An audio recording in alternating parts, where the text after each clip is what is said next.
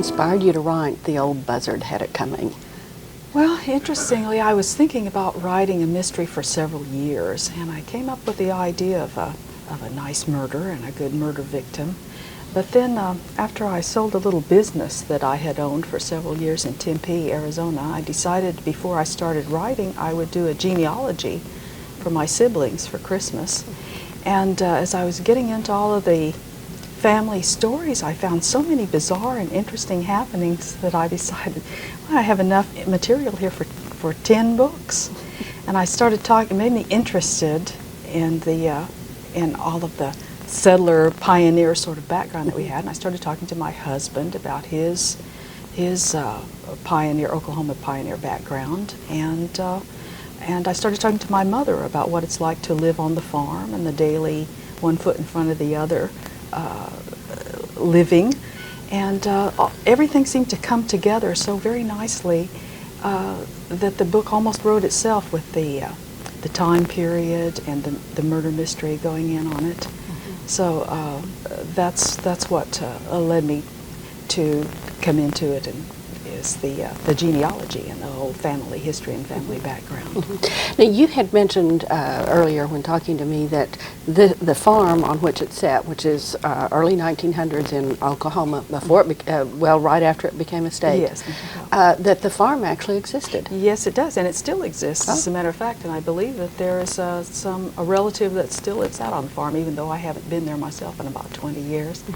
The family that lives there, it's right outside of Boynton, Oklahoma, in Muskogee County, and the family moved there and homesteaded there from Kentucky, and still live out there. My great-grandfather and my grandmother and all of her siblings were raised on that farm, and I was out at that farm myself a great deal of my childhood.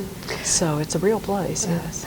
Well, now you described the family, and the heroine, the lady who solves the mystery, had moved with her husband, and as you described it, it was a whole wagon train. They were all family. I guess everybody in the family said, Oklahoma looks like a good place to go. That's right, that's right. Well, at the time, it was, people, when they think of Oklahoma, now I live outside of Oklahoma now, and of course people tend to think of Oklahoma as grapes of wrath country, but in this particular time period, it was quite a booming place and quite a going concern, and people came for land, and they came for, of course, for the oil. This is really during the oil boom time, and there was a lot of opportunity. It was the fastest growing state in the Union, as a matter of fact, in 1912. Boynton, Oklahoma, that I talk about in here, was about 10 times bigger than it is now, and lots of business. They had a movie house. It was the entire state of Oklahoma was quite prosperous, and the family in here is.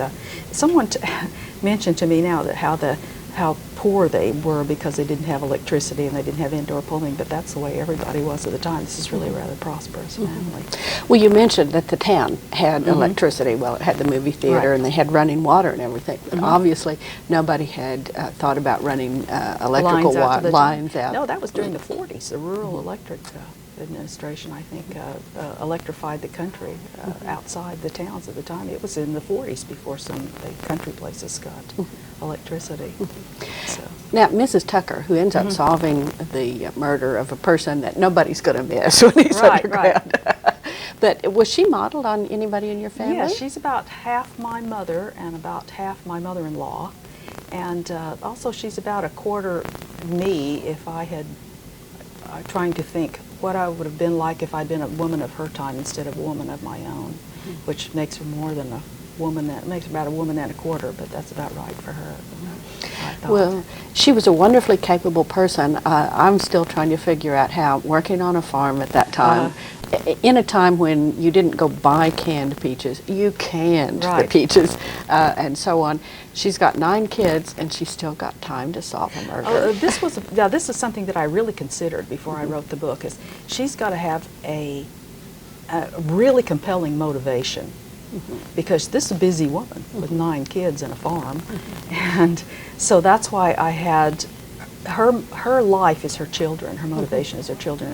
When you write a historical, if there's anything that irritates me, it's somebody who has modern sensibilities.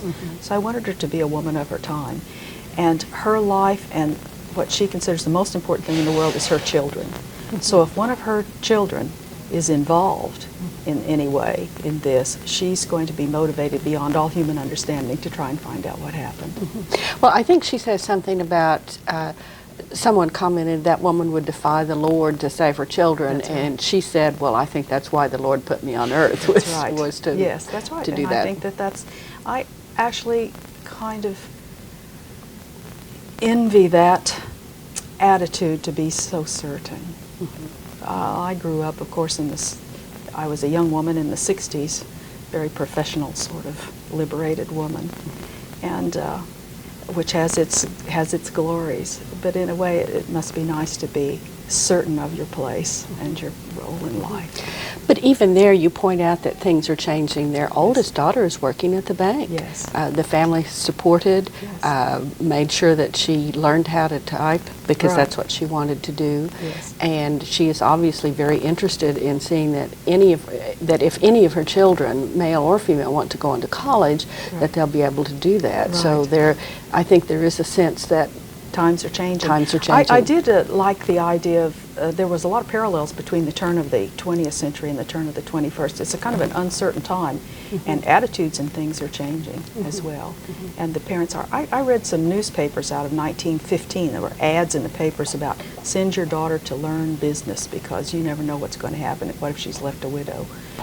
So it was not an uncommon attitude at the time.